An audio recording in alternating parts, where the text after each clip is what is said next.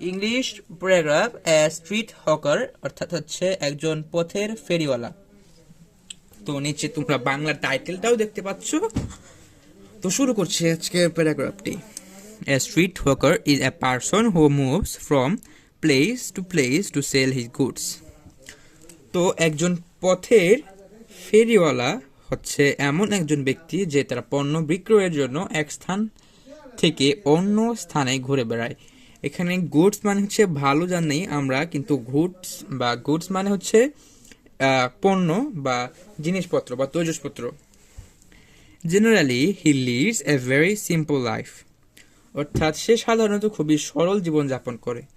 He carries his goods on head, অর্থাৎ সে তার যে জিনিসপত্র সে বিক্রি করে তা তার মাথায় বহন করে।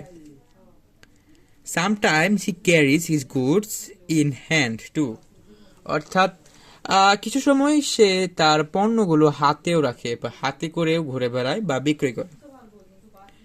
হি ইজ ভেরি কানিং, অর্থাৎ সে খুব চালাক।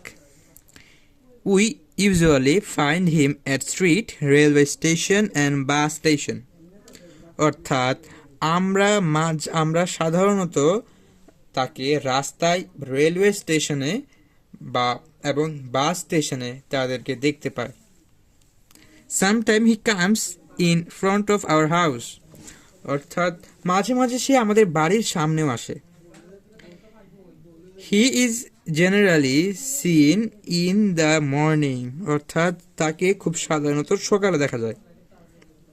Sometimes he sells newspapers, অর্থাৎ কিছু সময় সে সংবাদপত্র বিক্রয় করে। Sometimes he also sells toys, fruits, clothes and vegetables etcetera, অর্থাৎ কিছু সময় সে খেলনা তারপরে হচ্ছে ফল, জামা কাপড় এবং শাকসবজিও বিক্রয় করে থাকে। His main customers are children and women, অর্থাৎ তার যে প্রধান কাস্টমার বা প্রধান ক্রেতা তারা হচ্ছে অধিকাংশই মহিলা এবং হচ্ছে শিশু। He knows well how to attract the customers, অর্থাৎ সে খুব ভালো করেই জানে যে কাস্টমারদেরকে কিভাবে আকর্ষণ করতে হয়। He speaks in many way to attract the customers, অর্থাৎ সে বিভিন্ন ভঙ্গিতে বা বিভিন্ন রকম ভাবে তার কাস্টমারদেরকে আকর্ষণিত করে বা আকর্ষণ বৃদ্ধি করে তার প্রতি, যেন তারা তার পণ্যগুলো কিনে।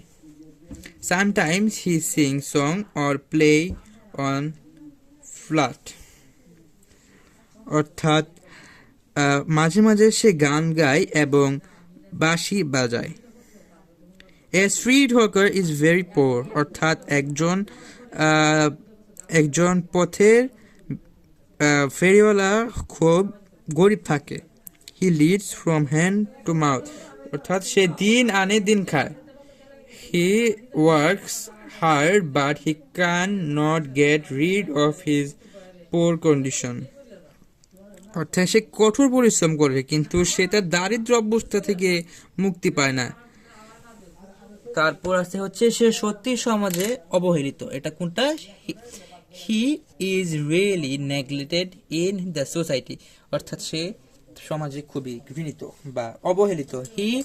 We should respect to his hard labour, অর্থাৎ তাদের কঠোর পরিশ্রমের প্রতি আমাদের সম্মান প্রদর্শন করা উচিত।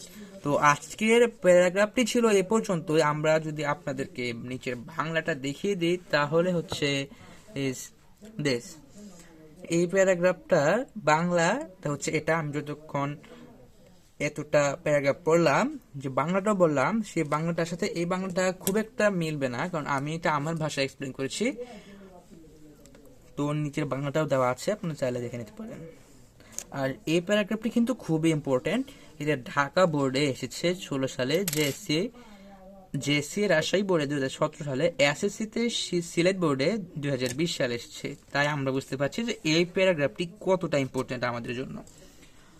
তো আজ আর কথা না বাড়িয়ে আজকে ভিডিওটা এখানেই শেষ করছি। আমাদের চ্যানেলে নিয়মিত অ্যাপ্লিকেশন লেটার কম্পোজিশন ইত্যাদি আপলোড করা হয়, সেগুলো পেতে আমার চ্যানেলটিকে সাবস্ক্রাইব করে রাখুন। তো আজকে আর কথা নয়, আমাদের ভিডিও দিতে কিছুদিন লেট হয়ে গেল। নতুন বছর নতুন করে আমরা আবার পড়াশোনা শুরু করব। তো আজকে ভিডিওটা ছিল এ পর্যন্তই, সবাই ভালো থাকবেন।